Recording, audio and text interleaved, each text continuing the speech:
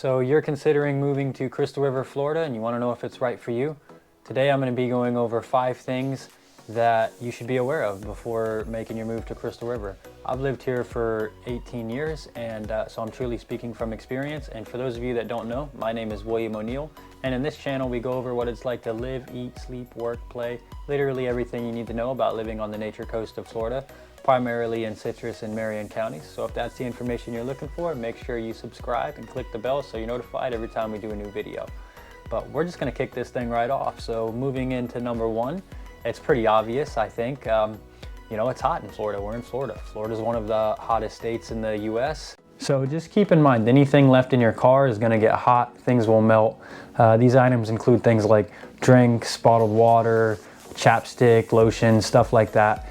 And if you have leather seats, you might burn your butt, so consider getting some seat covers. But you know, there is a flip side to all this. All this weather makes for good days at the springs.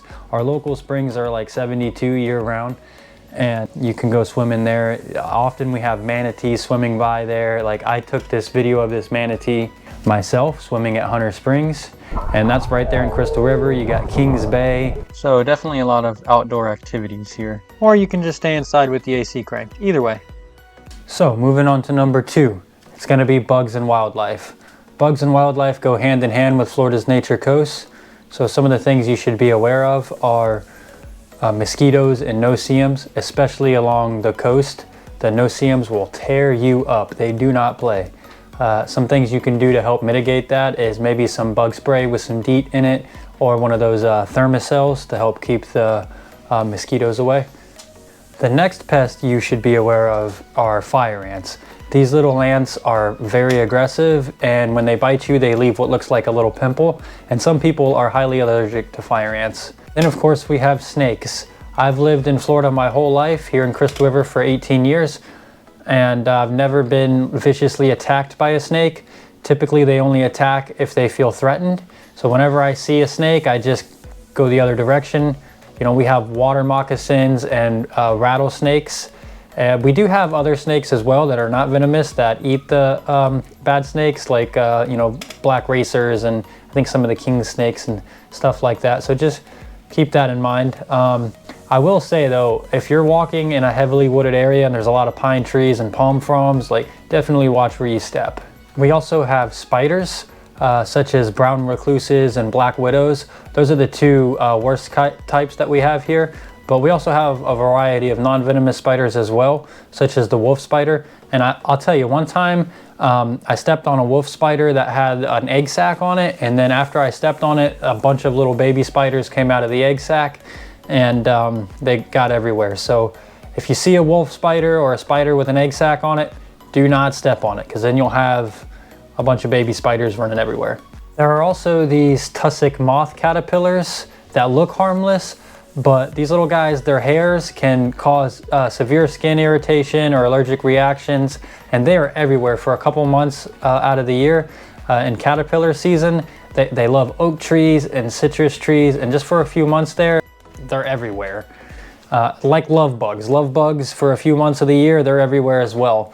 Although love bugs won't bite you or harm you in any way, they do get all over your car when you're driving down the road. One thing you can do is, you know, maybe during love bug season, keep your car waxed to help kind of mitigate some of the love bugs from getting on your car. And of course we have alligators.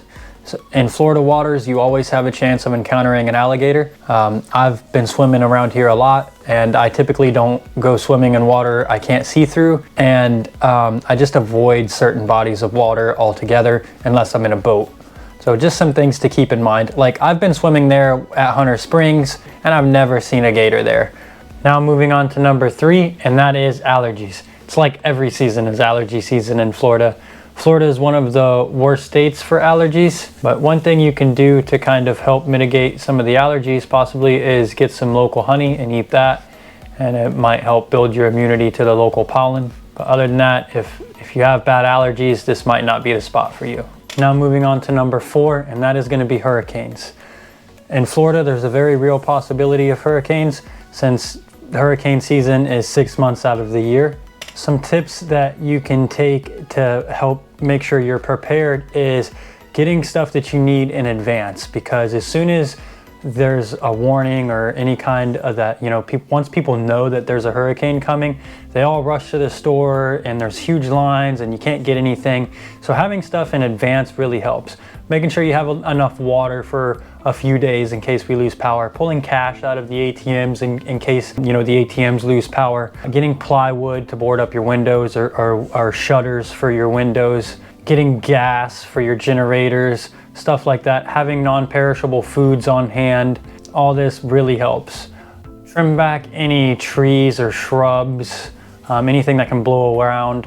Put away any kind of anything in the yard that may blow around and damage anything. Having a manual can opener, you should definitely have one of those in case you lose power. Also, filling up your bathtubs and other jugs with water. In case you lose power, you can use the water in the bathtub to flush your toilet so you can still use the restroom. Make sure you have any kind of pet food or baby supplies or anything like that you're gonna need in advance. Make sure you have spare batteries for your flashlights and stuff like that. Another helpful tip is knowing your evacuation zones. I've seen the past few hurricanes here in Crystal River, 19 gets completely flooded. So any kind of buildings out that way, they all got a lot of water in them from the storm surge. And so it's helpful to kind of take precautions. I'm not saying every building out there got flooded. You know, some of them have a high enough elevation that they didn't, or that they were built up on stilts or blocks, so they didn't.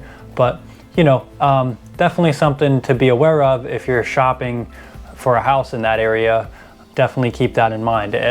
When hurricanes come, and they will come, make sure you're at a high enough elevation you're not going to get flooded. That is one of the reasons I am further away from the coast. I'm like 7 miles away from the coast. I've never had any kind of flooding issues where I'm at. So that brings us to our fifth point, our final topic today, and that is just flooding in general. Crystal River is kind of a flooding town. Not even during a hurricane. I mean, just lots of heavy rain sometimes can flood certain areas. And I will say, a couple years back, there was a spot on Citrus Avenue that was completely underwater, not from a storm surge or anything, just from constant rain. There were literally trucks floating down the road. That was pretty insane. I'd lived here for 18 years and I had never seen that before. That was the first time I saw that portion of town get flooded the way it did, just from the rain. So that's pretty crazy. Okay, so if I haven't scared you away by now, I must say that I really do enjoy living here. I really like the beautiful landscapes, the big oak trees, the springs, the water. Crystal River really does have a lot to offer. Citrus County in general has a lot to offer. I also enjoy that it's not as busy as some of the bigger cities in Florida. It's kind of, you know, a smaller town, but still has a lot to offer. Especially if you're an outdoor enthusiast and enjoy the water and fishing and stuff like that. Seafood, there's a lot of seafood around here. A lot of places to eat that's on the water. A lot of stuff to do, kayaking, fishing, scallop season. I also have seen and experienced firsthand how the community can pull together in hard times and in times of crisis. And for me, that is huge. I mean, it really does have that kind of southern hospitality, small town vibe. And that's a big deal for me. If you're considering moving or relocating to this region of Florida, make sure you give me a call, shoot me a text, send me an email, whatever you got to do to get a hold of me, and let me know how I can help you. I really love my job. I love helping you guys accomplish your real estate goals. You know, helping you place you guys in the right spot is what I'm here for.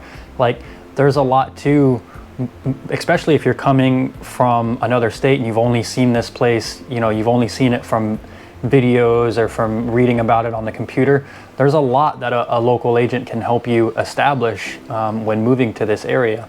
Like, you know, some people enjoy being close to the water and that sort of thing, but other people want to be further away from the coast. They want to be at higher elevation. Some people want to be right on the water. Some people want an HOA, no HOA. So if you reach out to us, what that would look like is we're gonna just have a phone call or a Zoom conference and really go over what it is that you want, what you like, what you don't like, so I can help place you in the right spot so that you can actually enjoy your time when you're here. One thing that a lot of people don't realize is when you use a real estate agent to represent you when you're buying a home or land, or any transaction really, that most of the time our fees are covered by out of the seller's expenses. So you get to have professional representation without having to pay any extra for that. Most of the time it's covered by the seller. And when you give me a call, and we can go over all of this, I'll explain, I'll lay it all out for you. If you have any questions about where my fee is earned, or what to expect from me, all that is laid out in our consultation when we first meet. So thanks guys. Make sure you give me a call. Let me know how I can help you. Oh, and comment below where you guys are from, what you like about the area, what you don't like about the area, and make sure you subscribe so you can be part of the conversation.